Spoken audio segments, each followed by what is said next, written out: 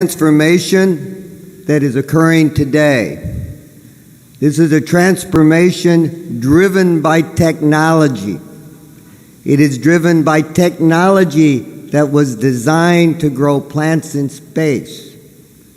Technology to keep people alive in space. University of California, Davis. He's to colonize space.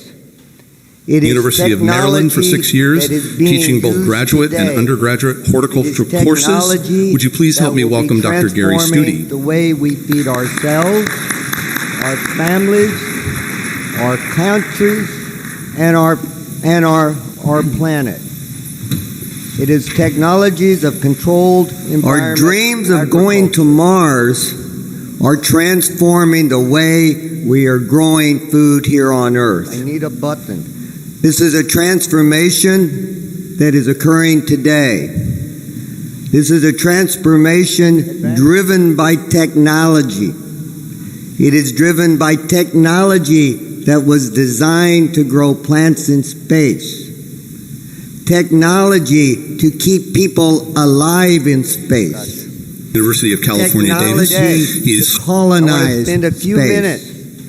University of Maryland for 6 years, teaching both graduate and undergraduate horticultural courses.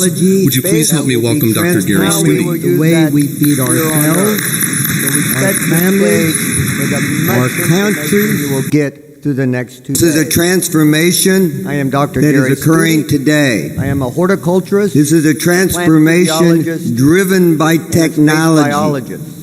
It is driven by technology that was designed to grow plants in space. Speaker, technology to keep people alive in space. I had the privilege of growing technology is colonized to grow plants in space. University of Maryland for 6 years, teaching both graduate and undergraduate horticultural courses. Would you please help me welcome Dr. Gary Studi? The way we feed ourselves, I wish to share our families, our countries, and our planet. It is technologies of controlled environment. Our dreams of going to Mars are transforming the way we are growing food here on Earth. I need a button. They should get somebody up here else to talk about technology. That is occurring today. Now I've got to go back.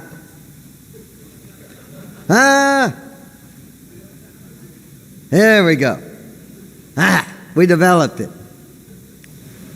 So I develop and test technology to grow plants in space. And I am working with a number of companies at the gates of Kennedy Space Center in a building called the Space Life Science Laboratory.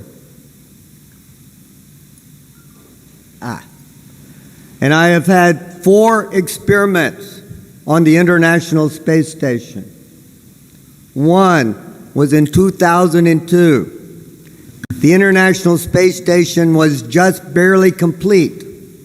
Only the 4th crew was living on the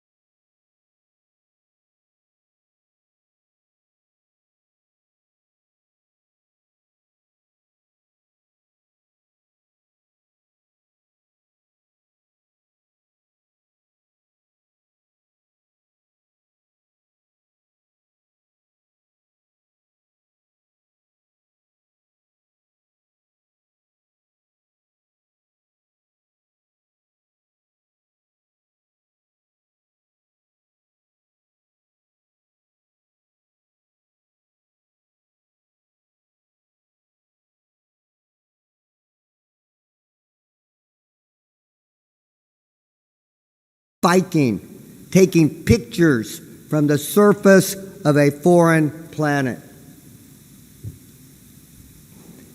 In less than 50 years, we have now landed a remote-controlled vehicle on the surface of Mars. For 15 years, somebody has been driving a remote-controlled vehicle on a remote planet. And the technology has been advancing exponentially. We are going to go to Mars. We are going to go to Mars, and we are doing the due diligence. 14 international missions have gone to Mars. There are 7 missions looking at the planet now. They are driving on the surface. They are looking for water, drilling in the soils, analyzing what can be grown. And we've learned that Mars is an inhospitable place. It is dry, it is cold, it has very little atmosphere. If you step outside, you will die. Yet we are going to Mars. And we are going to do it with purpose and ambition. And we will do it with knowledge. It will be an international effort. It will go to prosper, and it will be to grow. We will be going to Mars.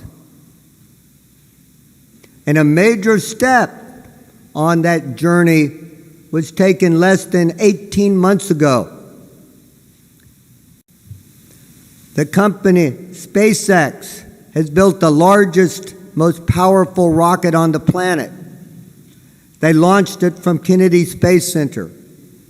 People came from all around to view this launch, to be a part of history. When it launched, I felt that power roll through me. I saw the engines light up the sky, and 8 minutes later, I saw the impossible. 2 rockets were coming back and landing on land and one at sea in order to take another mission to Mars. We are developing and advancing and applying the technologies of today to advance the future for space. But what are we going to do when we get there? How are we going to survive? What do we need? At the very basics, we need fresh air, fresh water, and food. The fundamentals for life support anywhere on the planet, anywhere in the universe. The estimations are that we need approximately 30 kilograms of food, water, and oxygen per day to keep one person alive. That means with 30 kilos in, we also have 30 kilos of waste a day, of toxic CO2 to contaminate the atmosphere, contaminated water, and unused waste. The solutions to those, if you start calculating over a year, is approximately 10 tons of supplies per person per year. How are we going to survive that? How are we going to make that work? I'm a plant physiologist. I look to biology. I look to a biological solution to a biological problem. Plants, through the process of photosynthesis, can take sunlight and our waste carbon dioxide and produce fresh oxygen to rejuvenate that atmosphere. Through the process of transpiration, they take the wastewater up through the roots, remove the nutrients, and produce fresh water that can be collected and sustained. And if we do the dials correctly and we choose our plants wisely, we produce food and nourishment. A biological solution, biological life support, will be an answer to enable us to colonize and move to Mars. So what has NASA been doing to achieve that?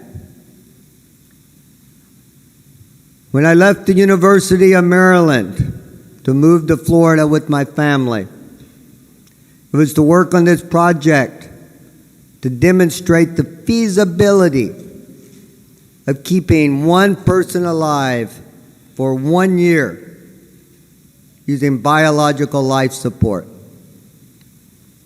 We took a large chamber that had been abandoned, fitted it with hydroponics so we could grow plants without soil. We added electric lamps, 96 high-pressure sodium lamps, a lot of lights. We closed the system so you could recirculate the water and the air. And that biomass production system had 4 levels. And looking back, may have been one of the very first examples of prototypes of vertical farming. Not by design, but out of necessity, in order to meet the challenges of living in space. We learned a lot through those experiments. Over the course of a decade, over 600 manuscripts were produced. I won't share all of that with you today. You can thank me later. But there are some things which I believe I am very proud of and believe that are enabling the industries that we are here to talk to today. We learned that intensive horticulture in controlled environments could push the limits of productivity. In those systems, we achieved 2 times world record field yields in 2/3 of the time for potato. Wheat yields were 4 times world record yields. The lettuce models became obsolete, and Cornell University rewrote the handbooks that many of you refer to today. This has been looked at for many, many different crops, of identifying technology, applying that to horticulture. This was done with controls, optimizing nutrients, water, and air with existing germplasm. 20 years of technological advances have occurred since then. These numbers are obsolete, but they have set the stage for what is today and what will come in the future. There were many challenges to be met before we could grow on the International Space Station. Technology advanced in lighting, in nutrient delivery, in fertilizers, in sensors, in miniaturization, in computing. Many of those challenges were met, those technologies were applied, and now on the International Space Station, astronauts are able to eat and grow their own food. We are setting the stage and setting the table for exploration to Mars. We are laying the technology of today to take us to tomorrow. I am very excited to be a part of that. We are going to go to Mars. We are going to do it with style. We are going to do it with purpose, and we are going to do it with vision. Those actions are being taken today in the public sector, in the private sector, all around the world. We will leave this planet.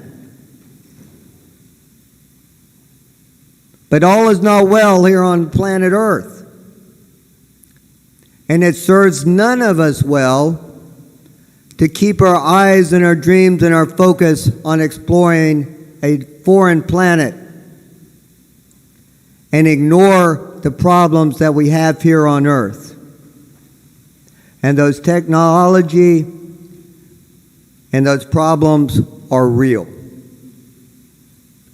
Our climate is changing. The carbon dioxide in the air we breathe is increasing. Global temperatures are rising. These changes have real impacts that we must confront. Wildfires are more frequent,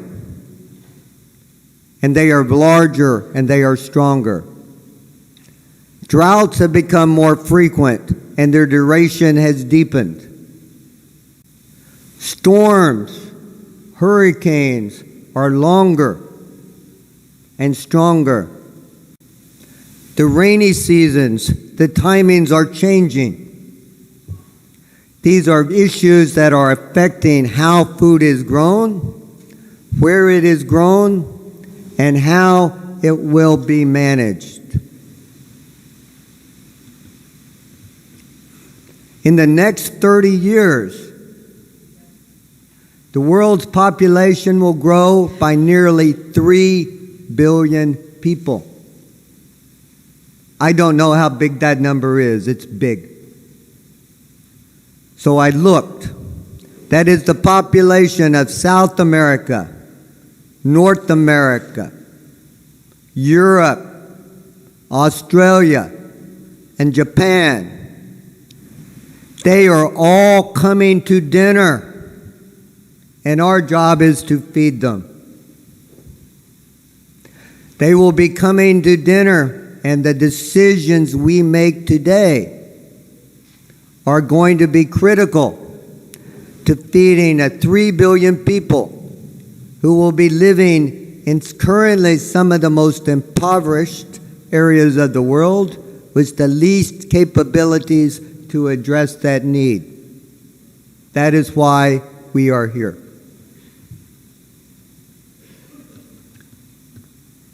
And this population is migrating. It is no longer rural. It is moving to cities at an increasing rate. It is estimated that in 2050, over 70% of the population, that will be close to 5 billion people, will be living in large cities. Many of them 10, 20, 40 million mouths to feed.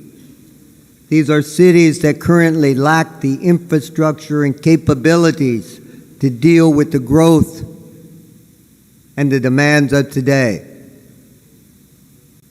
Yet the decisions we make today are laying the table for the feeding the 3 billion people that are coming to dinner. In order to meet this demand, food production will have to increase over 70% in the next 30 years. And this is a limited ability to do this in the areas of greatest need. And this will have to be achieved on less land, less water, with an urban population. So those are the challenges that are real and must be addressed today. And the land that we do have is being depleted. It is being eroded through misuse of land, by poor agricultural practice, through poor management, over-irrigation, salinization, chemical and environmental pollution. This is the landscape that we have to feed another 3 billion people on this planet. Our traditional agricultural approaches alone will not be able to meet this challenge. They will certainly make advances. We will have improvements with precision agriculture and fertilizer and yields, but they will not meet this challenge alone. So what are we going to do, and how do we approach it? We began to apply the technologies that were developed to explore space and feed people on the planet. Enabling technologies of light-emitting diodes, which are energy efficient, long-lasting, and safe. New ways of irrigating and recycling and recovering water and of delivering nutrients are being applied to this challenge.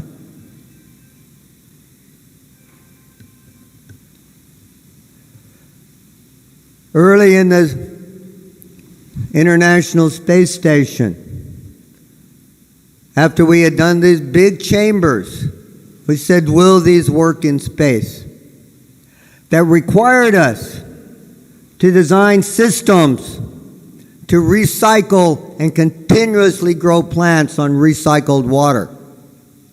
We had to develop horticultural techniques to ensure consistent germination. We had to find ways of monitoring and remotely accessing those experiments. When the closest I ever was to this pesto experiment, very near and dear to my heart, was 400 kilometers. And that when it was directly overhead, traveling at 7 meters a second, kilometers a second. It didn't stay there long. Those technologies were met and are being applied. We began looking at the effects of LEDs. These were selected not so much for their ability to grow plants, but for safety, because they were no longer cool to the touch. They would not break and prevent a hazard. They reduced the supplies that were needed for storage. They reduced the energy demand. And what we began to learn was that by using LEDs, here was a capability not only to grow plants, but to alter its shape, its composition, and its quality. You will learn much more about that this afternoon. But in one example, we learned that through photosynthesis, plants use red light and blue light. With red light alone, I can grow a very healthy, tasty lettuce. I add a little bit of blue light,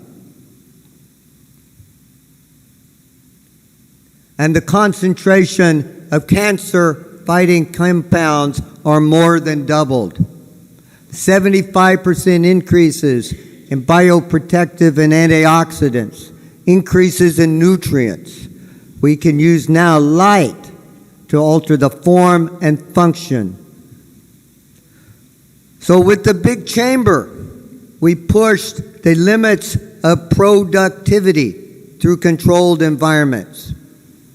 We are now at the threshold of pushing the limits of quality and nutritious and capability through the utilization of light. with no additional inputs in space, volume, and power. We're on the threshold of a transformation of agriculture. We learned that it takes a lot of fertilizer to feed a human being, no matter where it comes from.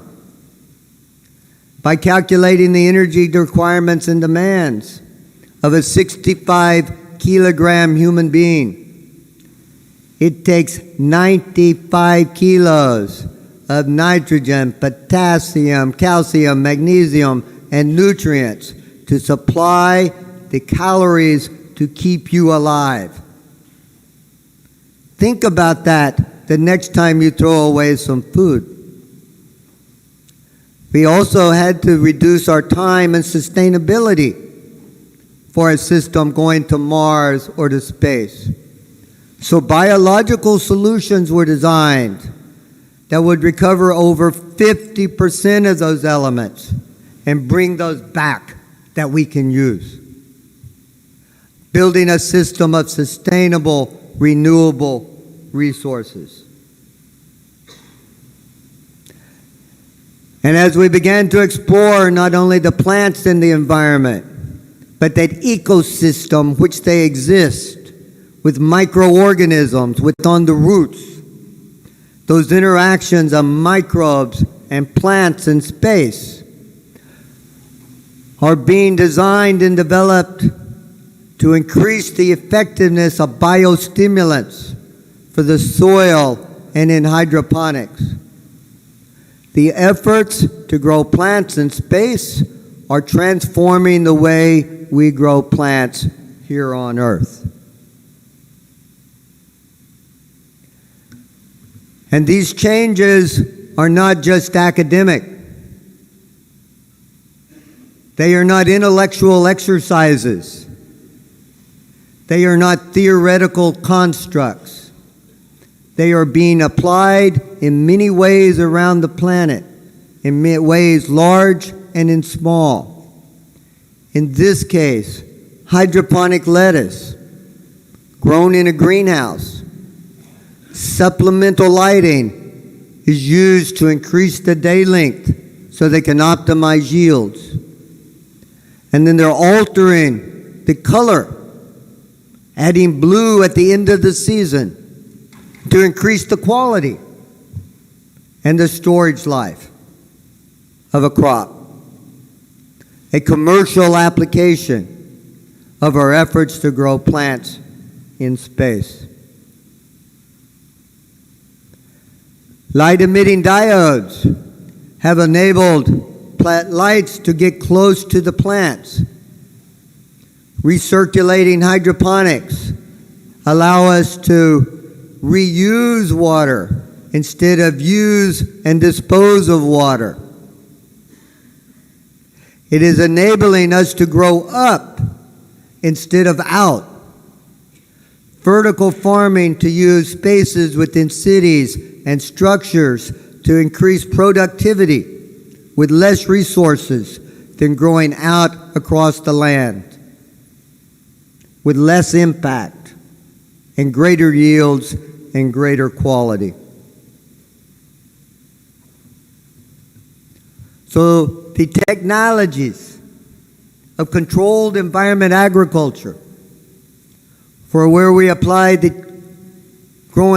our knowledge of growing plants for Mars to feed us here on Earth, is resulting in reduced water use, efficient use of space, and other resources. Plants are being able to be grown with little or no pesticides, at higher nutritional quality, longer shelf life, and better flavor. We can manipulate and manage the nutritional content to improve one's health. And we can do this year-round anywhere on the planet. We can produce foods in the cities. We can produce food in the desert. We can achieve food security for countries for cities and communities. This transformation of agriculture is occurring around the planet. Here in Panama, Urban Produce are sponsoring this session. But they're growing in the abandoned tunnels and storm shelters of London, in warehouses across China. City centers are planned in Japan, large facilities around New York City, and even in hospitals as part of a food and health systems. This transformation is occurring, and this is a transformation you are a part of. But it is not all at the high end of high tech. Adapting the technology to community needs of hydroponics, to reuse and sustain water, to use rainwater when groundwater is contaminated, enables the production of fresh food. These techniques are being applied Peru, Kenya, Thailand, the United States. These products are showing up in markets around the world, throughout Latin America. We are just at the beginning of this transformation.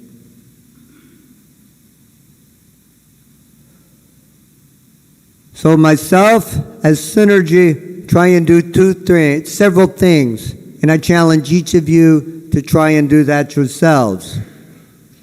I look to use the expertise and knowledge to grow into space. How do we grow? How do we meet that unique challenge? We apply those technologies of today to the technologies and production systems here on Earth. Those technologies of today are being applied in innovative ways, and then working with the communities of academia and research to begin to look for the technologies of the future. So in the end, I don't really know when we will actually end up landing on Mars, but I know we will go. I don't know what technologies are going to be introduced next year, the year after, or the year after that. And I don't know what the food system will look like in 30 years. But if the past is the prelude to the future, these are the things I believe, that in the lifetime of our host sons Daniel, we will do two things. One, we will go to Mars. And number two, you will feed 9 billion people. Thank you. Gracias.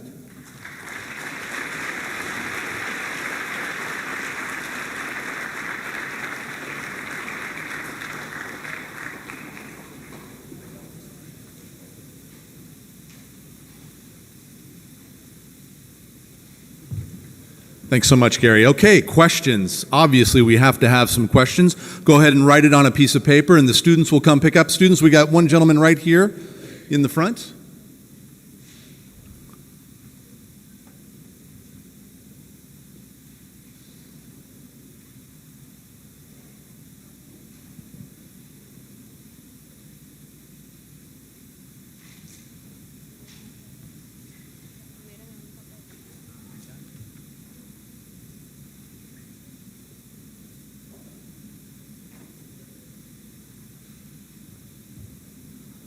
The question is, considering the cost and difficulty of transporting the Mars rover to the planet, how feasible is it to transport a growth chamber to Mars? The answer is, it is difficult. But it is a challenge that can be met. And that will be talked about a bit, I believe, on Friday. But I will try and address it just a little bit. In order to grow on space, we had the capabilities of using technologies that we only envision, of automatic, of robotics, of 3D printing, of remote constructions and automation. So instead of shipping the entire growth chamber with its controls to the surface of Mars, the utilization of those in situ resources, those resources of raw materials for the construction and the design of those components on Mars, so they began being put together, a grand chamber, but small compartmentalized pieces that are grown piece by piece. The way that is actually implemented, we will see. It will be difficult, it will be challenging, but it will be done.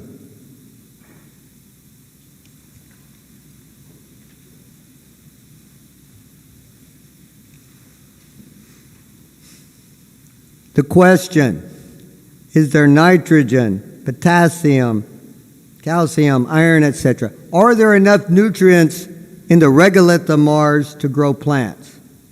How will we use it? How will we pick it up? And what about the moon?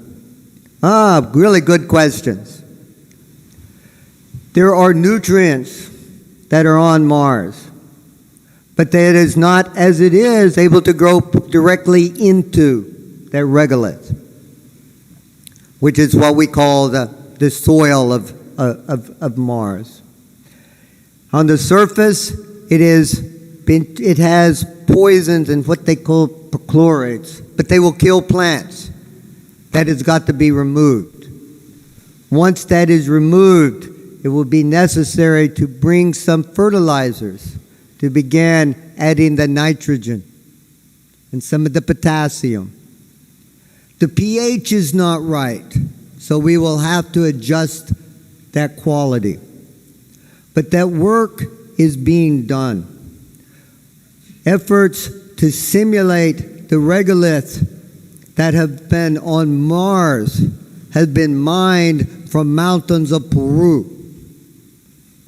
In Sipit, in Lima, have been doing those tests to demonstrate what can grow, what varieties can grow, what nutrients need to be added.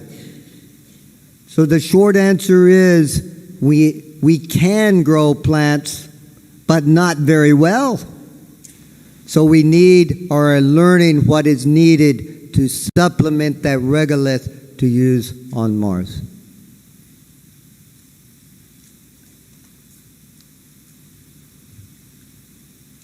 Question: what was the biggest challenge to produce food while in microgravity?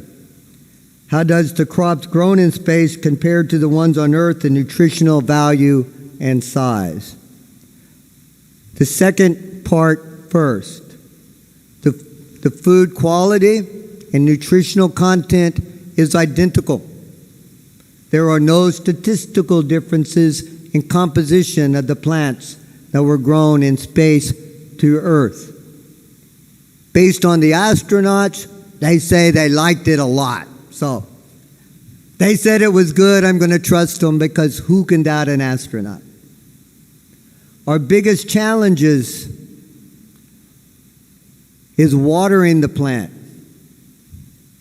Because in space, water floats. On Earth, I pour water, it goes down and it goes out.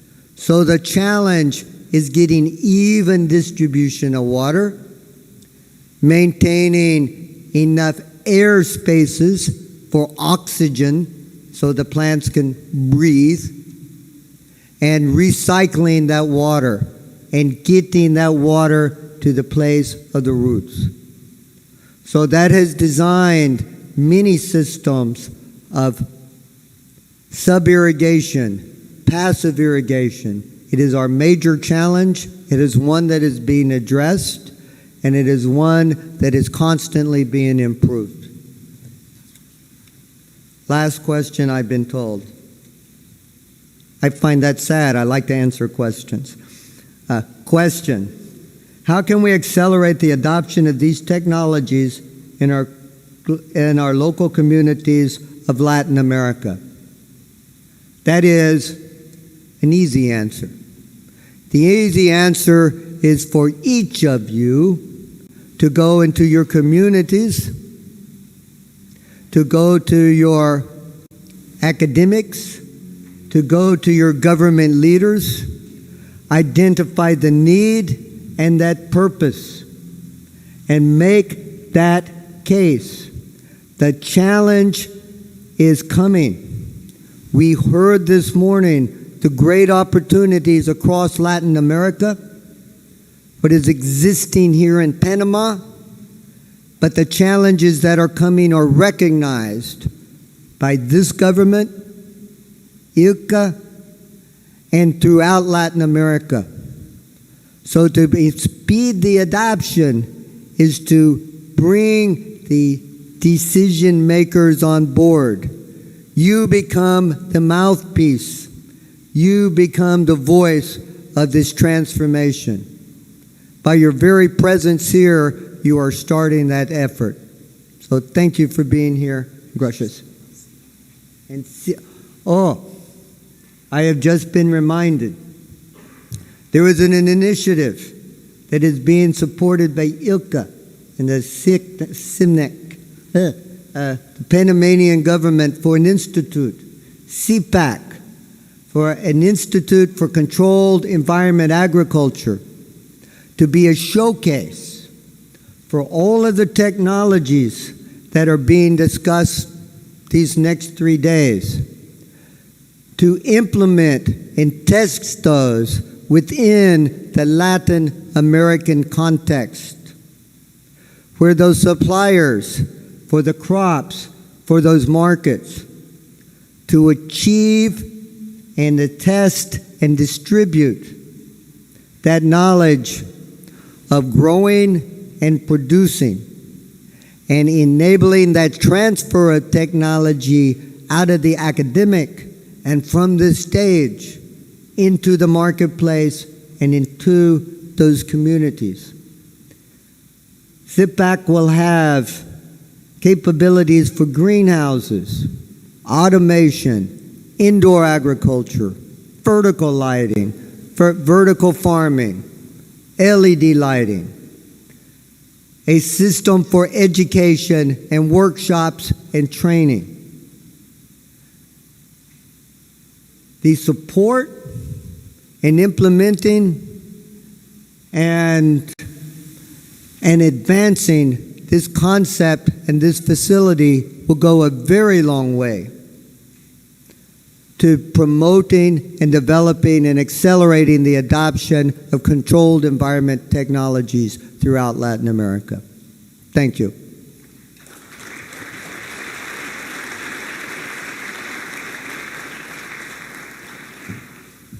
Gracias, Gary. Thank you so much. Él habla muy lenta y claramente. No, he speaks very slowly and clearly. That's nice, Gary. Thank you very much. I think from Gary's presentation, Dr. Studi's presentation, for me and hopefully for all of you, it makes sense why we're here. Each and every one of you are incredibly important, and I think that it's just great. So thank you so much, Gary. Now for our final speaker of the morning, and then we'll break for lunch. I would like to introduce Ado Colmer. Ado Colmer is the Business Development Manager of Horticulture for the City Farming Team within Signify, also known as Philips, now Signify. He has been active in the horticulture industry internationally for more than 20 years after having completed his bachelor's degree in international agriculture trade at Wageningen University in the Netherlands. Here's to Wageningen, by the way, Leo.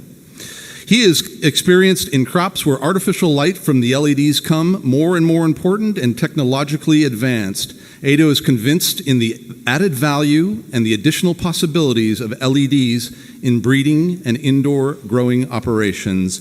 Please help me welcome Edo Kolmer.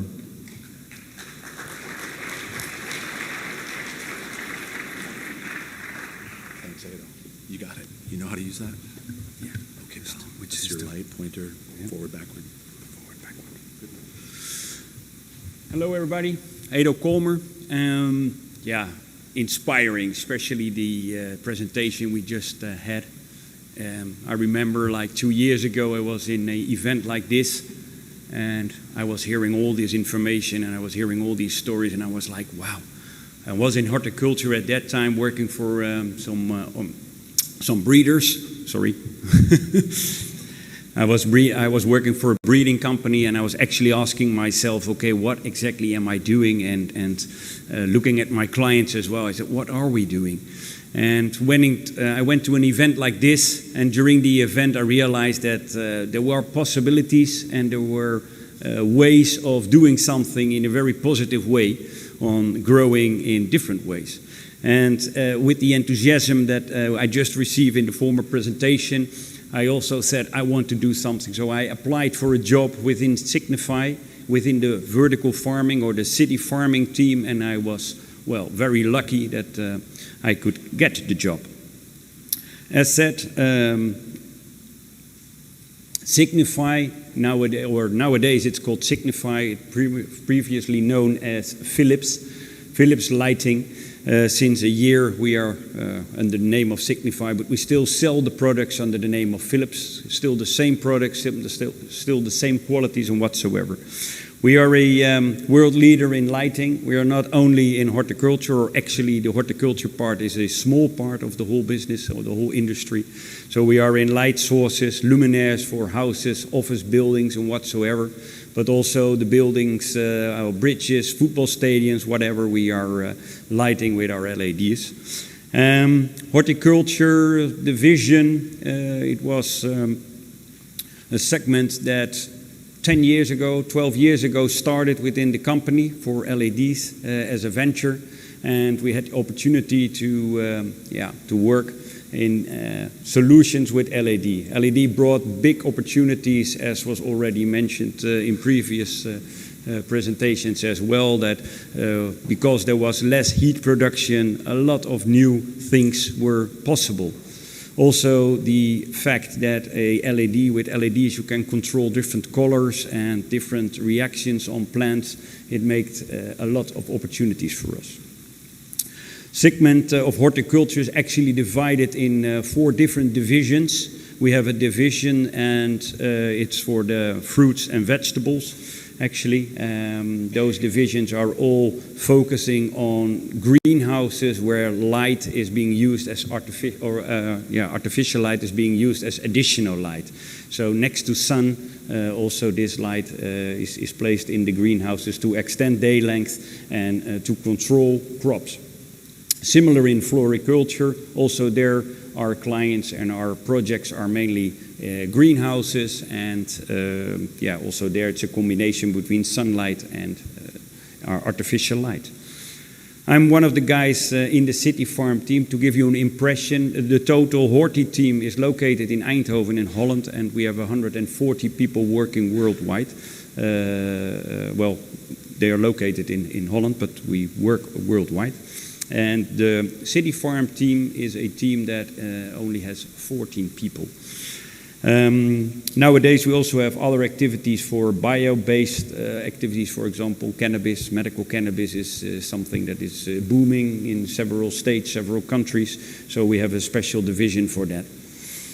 Within the city farming team, we focus on several crops, not only fruits, vegetables, but also on young plants of culture. Actually, we realize that if you want to tell something to your customers about LEDs, the reactions of it, and the product that you make, you also know how to use it. So 6 years ago, we built our own vertical farm in our installations in Eindhoven. Already couple of years before, we had Brightbox in Venlo. That was a cooperation between a university and a commercial company.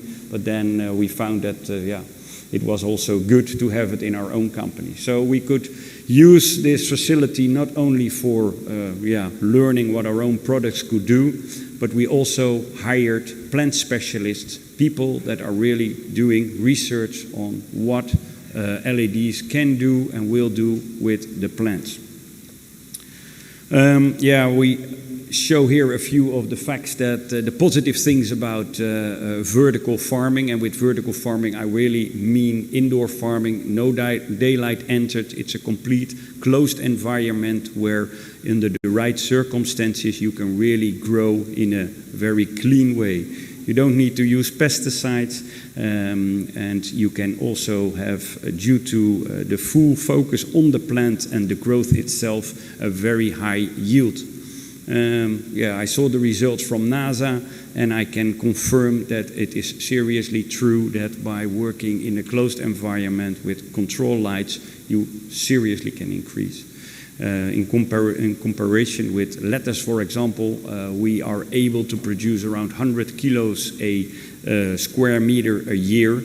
If we take a high sophisticated greenhouse nowadays in Holland, they are at 70 kilos, and when you compare it to field production, it's around 35 to 40 kilos. So you see that it is possible to really increment production and yield. Well, the increased water efficiency is, of course, a very positive thing, and the fact that no chemicals are being used on crops, and especially in countries like Japan, we notice nowadays that people are really on top of those kind of things. They want fresh and healthy food, and they don't want any risks at all.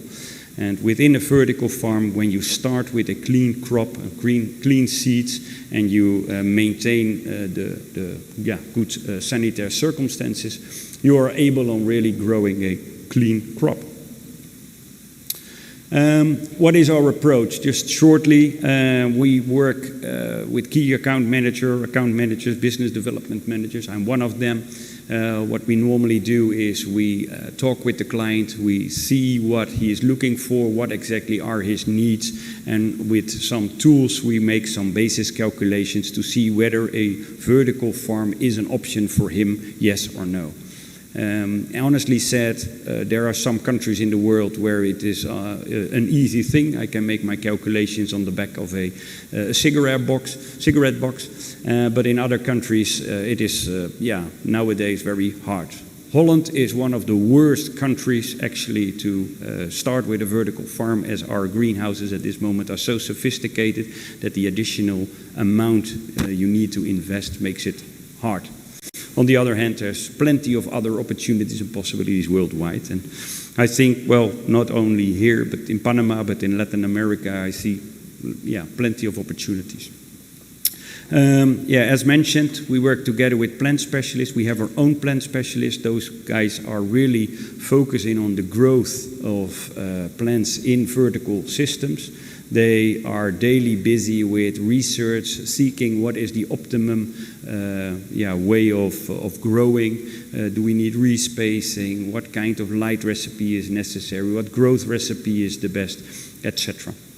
And then on the other side, we have our technical guys. These guys know everything about the lights itself. They can make calculations for you, how many modules are necessary, how most uniform way of the light, etc. So at the end, we have from 3 different sides we can support you. On the other side, we have this of the slide. We show you the agriculture of the architecture of the vertical farm. Actually, although I'm from a lighting company, and I would like to say that light is the most important thing, I have to be honest. It is very important, but it is a combination of a lot of different things. And when I say a lot of different things, we talk about climate, we talk about irrigation, but also logistics, the sensor control of data. All those things can influence, at the end of the day, our yield. The yield per square meter per year, because that's, at the end of the day, that's going to pay the project. And I'm honest, if one of those things are not in the optimum situation, that will be the bottleneck of the whole yield that you can reach. I already mentioned growth recipe, and I probably will mention it a few more times in my presentation today. What's a growth recipe? A growth recipe is actually the combination on the perfect circumstances that a plant needs to grow. So it is the lighting, but it is also the optimum amount of water that you can give to a plant. The growth system has an influence on what kind of production you can reach. The substrate, but also the climate, of course, temperature and that kind of things. If you're capable of controlling all those things, then you will be able to reach your maximum yield. Light recipe. Light recipe is specifically a recipe, we call it a light recipe, specifically things that influence or are important for the lights itself. Light is not just LED or just a light nowadays. In the past it was, you had the HPS lights and you put it on top of your greenhouse and it was just there, and the more light you put, the more intensity you had. Nowadays we are able on controlling the light, so we are really capable on putting the exact right colors in the spectrum that we are creating to find the optimum amount and the optimum spectrum for a specific crop. Because over the years what we have seen in our GrowWise facility is that not every crop is reacting exactly the same. So certain crops need more far red, another crop doesn't need far red. There are crops that need more blue, other crops that need more red, etc. So the light recipe itself, it is the spectrum, but also the time of hours that you will lit up your plants. It's the light level. When we talk about light levels here, we talk in micromoles per second. I will not go into detail on that, but yeah, it's the term that we use nowadays. The position of the lights and uniformity, that's also very important, that you make sure that over the whole area that you want to grow, your uniformity on lighting is exactly the same. Why are light recipes important? Light recipes are important, of course, to get the best yield. And what we have done in our research, and I'm going to show you a few of our slides to give you an impression on what kind of research we did. We have tested varieties with full spectrum and only a deep red blue spectrum. When I talk about full spectrum, it is the spectrum actually that we see with our eyes. So it's not exactly the same as sunlight. Sometimes there's some confusion. People think that full spectrum means automatically that with the light you can create the sun, but that's not possible yet nowadays, or it is possible with certain parts of the light, but on an energy consuming base, I can tell you that it is very expensive and very difficult to do. So what we did is we compared the two. In our facilities, we are capable on, under exactly the same climate, irrigation, and circumstances, to have different light recipes. And then the different light recipes is the red-blue and the deep red-white light. Right? And what you see is that maturity of the varieties gives higher yields when you only work with deep red-blue. As mentioned already, that is an advantage as well, because when you have to create white, green light in your spectrum, it costs energy also, and it's proven here that it doesn't make sense to do it for the plant itself, because plants don't use it in the best way. And I think later today, Leo Marcellus will tell us a bit more about those kind of things as well. Far red or not far red? Far red is an additional part next to the part of light that we supply to the plants, and far red can increase yield at the end of the day.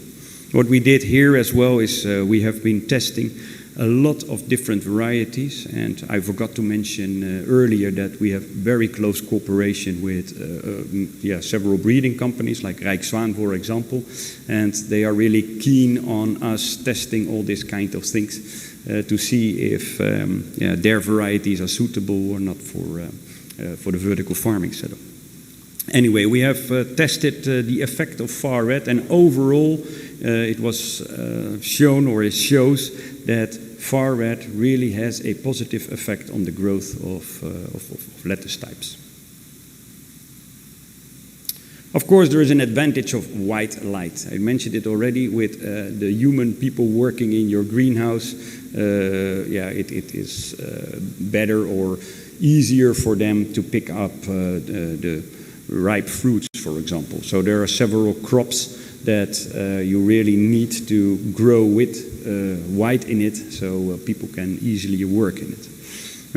Has been some discussion already because, well, you see a picture of strawberry here. Strawberry is being pollinized by bumblebees. Over the years there was some discussion if a bumblebee needs white light or not to be active or not, but we have proven it's not necessary. Bumblebees react on the intensity of blue light mainly, and what we saw is that if the intensity of the spec that we give, of which the blue percentage is high enough, bumblebees will act and will just fly around. So for bumblebees it's not a problem. One advice, just don't turn off the lights from one moment to another, because bumblebees get lost and they die when they don't get back to their box. So put a bumblebee lock or a 2-hour lock on the box before the lights turn off. Unfortunately, the first time when we did it, we lost all our bumblebees.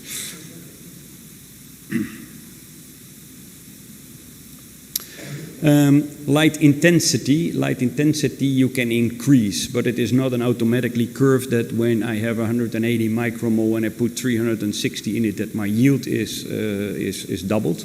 It's a curve that slowly goes down. So there's a certain point of light that can be added to a plant for the maximum results. What we found, of course, is also something that CO2 is very important. You have to add more CO2 when you really force your plants with more micromoles on top of it. So the more active the plant becomes, the more CO2 is necessary to give to the plants as well, so they can grow in the most optimum way. High quality. This is a very interesting one. What we saw is that with the change of light spectrum in the last couple of days before harvesting, so with pre-harvest test, you can increase the vitamin C amount within the crop. So arugula type that we tested here with several light recipes, and especially the middle one, recipe B, is a recipe that really doubled the vitamin C's when you do a treatment in the last 2 days or you don't. And that makes that eating 50 grams of arugula salad brings you enough vitamin C, so it can be very nice to work with. And it's not only with vitamin C, also shelf life, for example, can be increased by doing in the last couple of days a special light treatment. So the plant becomes stronger and the shelf life can be longer. We found that with lettuce it can be up to 7 days even compared to the regular ones that were harvested in the regular way. Volatiles. This is an experiment that was done with the nose. We call it the nose. Philips Lighting bought a coffee machine company many years ago, and they had a sensor or the nose, we call it, to get the aroma of the coffee. And we use this thing, we modified it a little bit, and now we use it in our facility to see if certain crops give more aroma than other crops. And we found also here that when you do the combination of different light recipes, that there are certain light recipes that really influence the volatiles and the ppm amount of the aroma. So also here, yes, light has its effect. Rijkswaan came to us, and the first time that we showed to them their Lolo Rosso in this shape, they said, "That's not our variety." And we said, "Why?" And they said, "We don't have such big Lolo Rosso types." Because what happened is that when you plant those crops in regular greenhouses or in the field, the UV of the light, the sunlight, is influencing from day one the coloration of the leaves.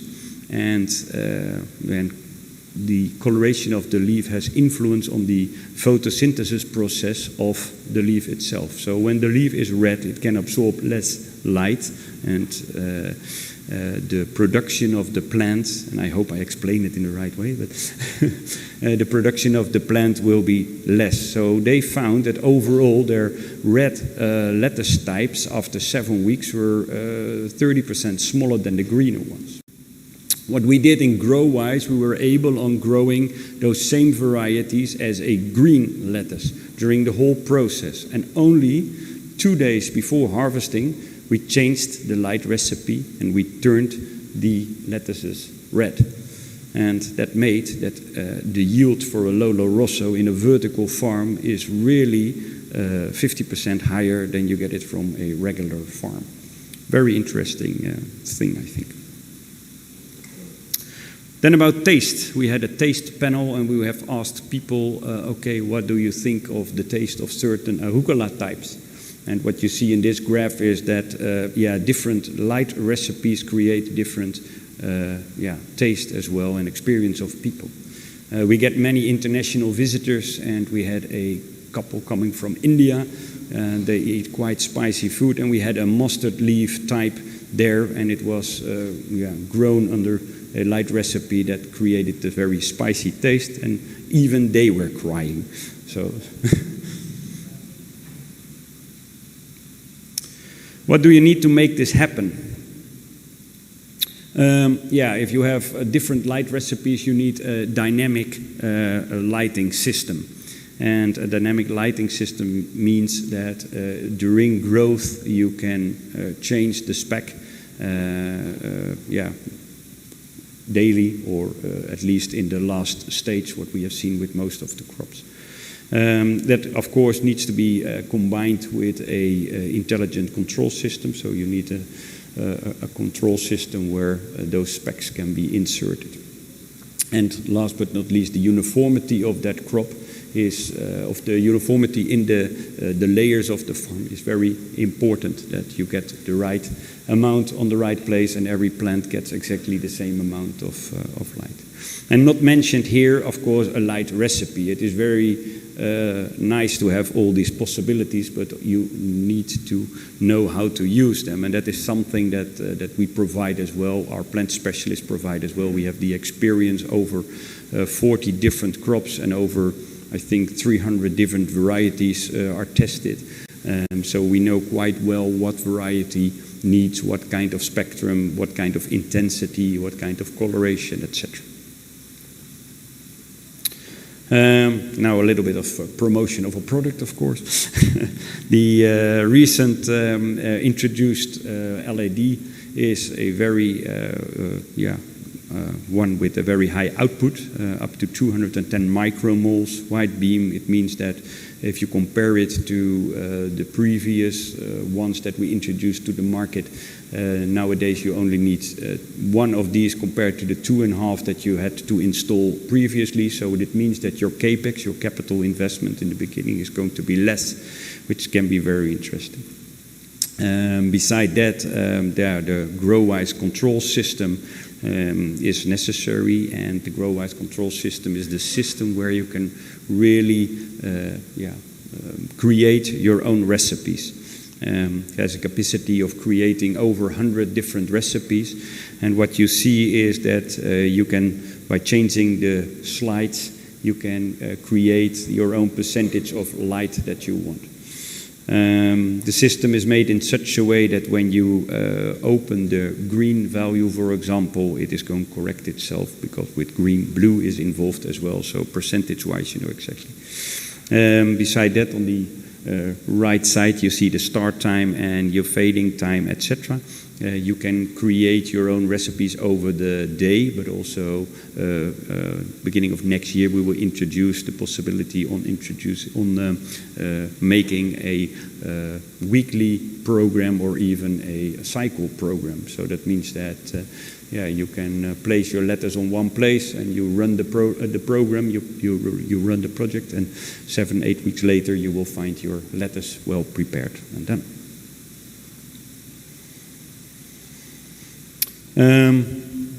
several case studies, several projects that we have been doing over the years. This is actually one of my favorite, not only because it's in Holland, of course, but this is a lettuce grower in Holland that was not happy with his plant supplier. And the reason for that was that sometimes he didn't get his plants in time, so he had some empty space in his greenhouse. Sometimes it happened that the plant quality was not equal because during the year it was fluctuating. We had a hot summer, then the plants were bad. We had a cold winter, the plants were bad. So he was not really happy, and he said, no, I want a continuously good quality plant. And he decided to build a vertical farm setup just only for the first phase of the whole growing cycle. So for the first 3 weeks, the plants are under fixed conditions, and year-round he is now producing his perfectly planted, well-rooted and well-developed. And that means that as soon as they go into the greenhouse, he is quite sure that they will survive until the end, and he will not have any gaps in his greenhouse. At this moment, we have already built a research farm with Planet Farms in Italy, and for coming year, we are proudly informing you now that the Italian guys will build a very huge farm near Milan.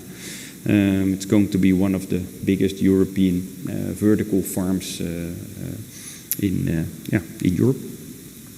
And Japan. We already saw some pictures in the previous mail, but here as well. What I always like on the picture of Japan is the way that they are dressed, and they are really on the sanitarian side, doing the utmost to avoid any infection or whatsoever. What we must say, and that is something we learned over the years, is that the Japanese farms are sometimes very hard when it comes to climate control. And the reason for that is that they feel that on every square meter they have to push as many and put as many layers as possible. So sometimes we see that the distance between the plant and the LED is only like 10 centimeters. And then to get out that heat is very difficult. So our advice is always, make some more space and keep some more space so you have a good air flow through the crop, because once you have humidity and temperature going up within your crop, for sure you will face diseases and problems. That's something that over the years we learned, and that's also information that we share, and something that when we are in an early stage already involved in a project, we can advise people on that and say, okay, let's learn from the mistakes that were already made, and let's avoid that you will do it yourself. Another one in Japan, here same story,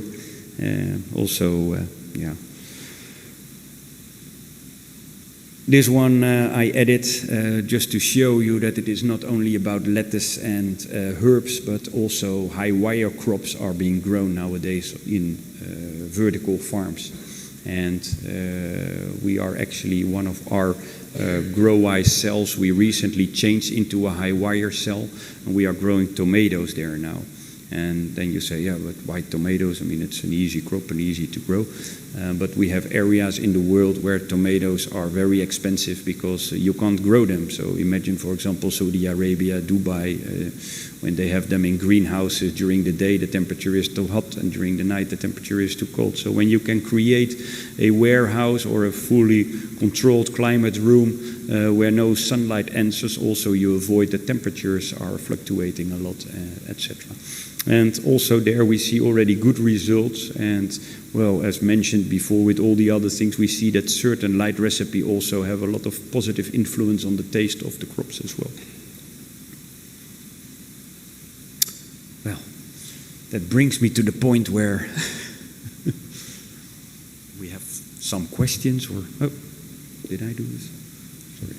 Edo, thank you. So as before, please send some questions to the students. We'll just take a few minutes. For those that didn't get your questions answered by Dr. Studi or by Edo, please approach them during lunch or throughout the week. So questions, please.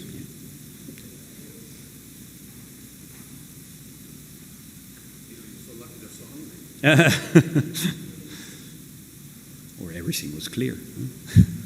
I still have 15 minutes left. Yeah, we're good? Yeah? Okay. Well, then I would like to thank you for your attention. And we have a booth here where I will be during the rest of the week. So if there's any question you want to ask, hablo español también, entonces cuando ustedes quieras, también puedes hacerlo en español. Bueno, gracias a todos. Thanks, Edo. Yeah? Well done, my friend. Dankjewel. Okay. You bet. Dankjewel, Edo. Dankjewel. That's our new word. That's thank you in Dutch. We are now hungry, and I thank you all for this morning. If I could just say a couple plugs. Dr. Studi was our keynote speaker today. Our keynote speaker tomorrow will be Dr. Kevin Folta from the University of Florida, who's doing some amazing work with genetics. And then on Friday, our keynote is another NASA